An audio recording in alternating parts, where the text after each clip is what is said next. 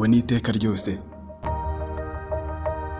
Umubiri w'umuntu waremanywe amarangamutima, turababara, tukarakara, tukishima. Ibi byose bigengwa n'imisemburo itandukanye ndetse n'ubuzima bw'uturemangingo tw'ubwonko. Nyamara akenshi buri kintu mu bituranga nk'abantu hari urugero ngombwa. Iyo kigiye munsi cyane cyangwa hejuru cyane y'urwo rugero bishobora kwitwa indwara. Muri iki kiganiro barore cya none tukaba tugiye kurebera hamwe indwara yo kugira irari rikabije ry'ubusambanyi abana batoya, pedofili. Iyi ni indwara yavugishije benshi amangambure, ndetse abenshi bakavuga ko ba pedofile ari byo bigira. Ni indwara benshi batavugaho rumwe. Ese pedofili mu by'ukuri ni iki? Ese les pédophiles ni bantu ki? Ese batandukanira hehe n'abahohotera abana, child molesters cyangwa se agresseurs des enfants? Ese iyi ndwara ishobora kuvurwa? Ntucikwe. Iyi ni Roni Magazine, njye nitwa Romwari niyo gisubizo. Mu kugutegurira iki kiganiro nifashishije ibitabo birimo Pedophilia and Sexual Offending Against Children cyanditswe na Michael Seto, second edition. Nifashisha n'inyandiko zitandukanye z'umwanditsi n'inzobere mu byerekeye ubuzima bw'imyororokere, sexologist Ray Milton Blanchard, umunyamerika w'umunyakanada.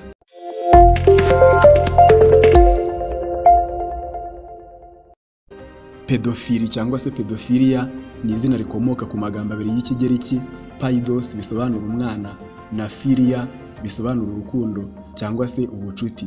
Pedofile rero ari baba bafite indwara ya pedofili baba ari abantu bakuru, ariko iyi ndwara ikabatera gukururwa cyane n'abana batoya bafite imyaka 13 cyangwa se munsi yayo.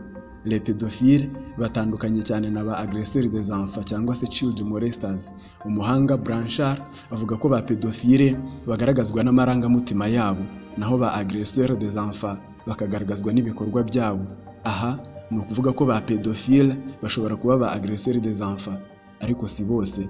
Na ba agresseurs des enfants ushobora gusangamo abafite indwara ya pedofili, ariko nanone si bose.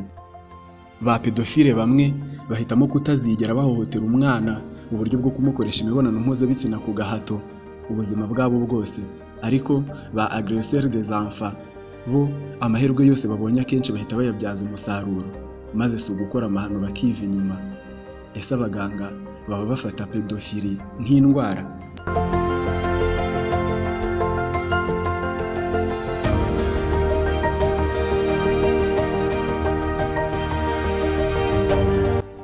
Akanama gashinzwe kwita ku buzima bwo mu mutwe muri Leta Zunze Ubumwe za Amerika, The American Psychiatric Association APA, kashyize pedophilia mu gitabo cy'urutonde rw'indwara zo mu mutwe rwakozwe mu mwaka w'1968.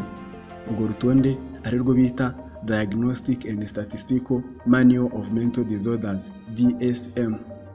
Muri iki gitabo kivugururwa kenshi, pedofili yaje gushyirwa hamwe n'izindi ndwara zo mu mutwe ziswe parafili, ari byo kuvuga uburwayi butera umuntu kugira irari ry'ubusambanyi rikabije muri rusange abana, ibikoresho bitagira ubuzima nk'intebe, ameza cyangwa se inzugi, cyangwa se abantu badafite ubuzima buzima nk'abasazi, abafite ubumuga bukabije, cyangwa se bamwe bashira irari ryabo ry'umubiri ku byerekeye gusambana ari uko babanje kwikomeretsa imyanya y'ibanga. Mu muzingo wa 5 w'iki gitabo DSM 5th edition bakunze cyane kugaruka kuri pedofili bakoresha ijambo désordre pédophilique. Umuntu rero ufatwa nk'umurwayi nk'uko bivugwa muri iki gitabo afatwa nk'umurwayi iyo uko gukururwa n'abana batoya kwe gutuma yumva umutima we hari icyo umushinja utamuha amahoro, akumva adatuje, cyangwa se bikaba bimubuza kugera ku zindi ntego zitandukanye z'ubuzima, cyangwa se guhaza ibyo byiyumviro byabo bikaba ari byo bibafasha kugera ku byishimo byabo bya nyuma. Ushobora kwibaza niba iyi ndwara ishobora kuvurwa.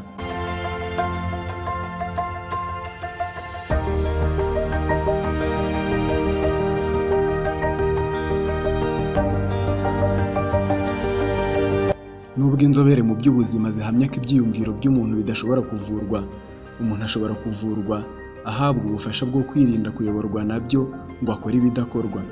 Aha abarwayi bafite ibyago byinshi byo kuba bakora amahano bashobora guhabwa imiti igabanya ubukana bw'ubushake bw'imibonano mpuzabitsina.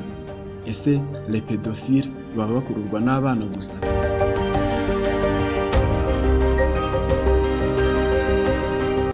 Bamwe muri ba pedofile bashobora gukururwa n'abantu bakuru nk'uko bakururwa n'abana, ariko biragoranye kuba wamenya ikigereranyo cy'abameze batyo, kuko ubushakashatsi bwinshi bwerekeye iyi ndwara bwagaragaje ko abenshi mu bafunzwe baryozwa ibikorwa byo guhohotera abana bagiye bashaka kugerageza kugaragaza imyitwarire no ku bantu bakuru atari uko nabo babakurura, ahubwo kugira ngo bigaragaze muri sosiyete nk'abantu basanzwe, les êtres humains normaux.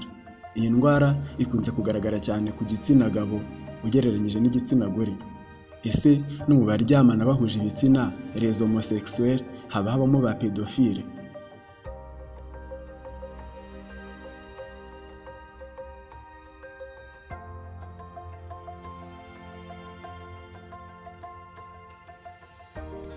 Abenshi muri ba pédophile bakunze kugirira ibyiyumviro igitsina kimwe cyangwa ikindi, ariko biragoranye cyane kumenya ijanisha ry'abakururwa nabo badahuje igitsina, les hétérosexuels, abakururwa n'ibitsina byombi, les bisexuels, cyangwa se abakururwa nabo bahuje igitsina, les homosexuels, mu bafite iyi ndwara.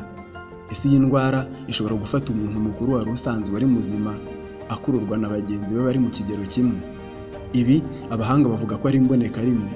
Nyamara ahubwo umuntu ashobora kuba mukuru ataramenya neza ko afite iyi ndwara, ahubwo akazabimenya yaramaze gukura. Bamwe mu bafite iyi ndwara bagerageza kwirekura bagasobanura uko biyumva, abandi bitewe n'uko kugirira ibyiyumviro umwana mutoya mu buzima busanzwe bifatwa nk'amahano cyangwa se ikizira, ndetse nta muco urimo, bagahorana agahinda, ishavu, intimba, irungu no guta umutwe. Akenshi abantu bafite iyi ndwara ya pedofili bikunze kubaviramo ubundi burwayi bwo mu mutwe, désordre mental, cyangwa se bigashyira mu kangaratete ubuzima bwabo bwo mu mutwe ku buryo bwose. Nyamara hari abandi babasha guhangana n'iyi ndwara bakagera ku buzima bwiza, bakagera no ku bikorwa bihambaye, nubwo kuba bagirira ibyiyumviro abana batoya biba bikibatesha umutwe. Ese uramutse ufite ibyiyumviro ukeka ko bishobora kuba bifite aho bihuriye na pedofili, nubwo byaba nta mabi biragukoresha, wakora iki?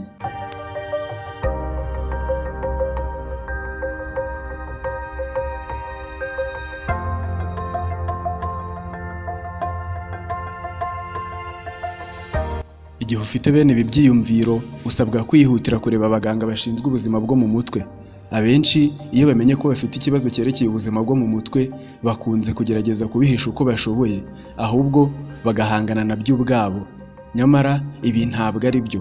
Ushobora kureba umuntu wizeye ko ashobora kumva ikibazo cyawe ukabanza ukamuganiriza, bikarushaho kuba byiza wegereye abaganga kuko bo baba babisobanukiwe neza kurusha abandi bose. Usibye n'iyi ndwara, igihe cyose ufite ibibazo bishobora kubangamira ubuzima bwawe bwo mu mutwe, kugana abaganga ntacyo biba bitwaye, kuko bagira amahame bagenderaho n'amategeko abagenga. Nta muntu bashobora kubwira ibibazo byawe cyangwa se ibyo mwavuganye byose. Icyo bakora ni ukugufasha uko bashoboye kose ngo bagufashe gukira ikikubangamiye cyangwa se ikibangamiye ubuzima bwawe buzira umuze. Ibihugu byinshi bifite amategeko ahana abaganga batanze amakuru ku nzego zishinzwe umutekano cyangwa se zihana ibyaha babikesheje amakuru bahawe n'umurwayi wabo. Umuganga nubwo wamubwira ko ari wowe wafashe ku ngufu umwana wa runaka cyangwa ari wowe wishe umuntu, kandi inzego z'umutekano n'ubugenzacyaha zarabuze uwakoze icyo cyaha, nta bubasha na bumwe afite bwo gutanga ayo makuru. N'iyo abikoze arabihanirwa bikomeye. Rero ntihakagire ugira isoni zo kugana abaganga.